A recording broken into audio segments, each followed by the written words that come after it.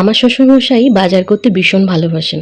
কালকে রাত্রিবেলায় শুধু বলেছিলাম টমেটো আর কাঁচা লঙ্কা শেষ হয়ে গেছে। এদিকে বাজারে যা যা টাটকা পেয়েছে সব কিছুই নিয়ে চলে এসছে। এদিকে আমি স্নান সেরে নিচে মামাকে নিয়ে চলে এসেছি রান্নাঘরে। আজকে আমার শাশুড়ি মা নেই, ডাক্তারখানা গেছে, তাই রান্নাবান্না আমাকেই করতে হবে। আর অন্যদিকে আমি যেহেতু সবজি কাটছিলাম, আমার মেয়েও দেখে দেখে ওই সামনের সিদ্ধ আলুগুলো নিয়ে নিয়ে কাটছে। তাকে আবার জিজ্ঞেস করলে সে বলছে সে নাকি আলু কাবলি বানাচ্ছে।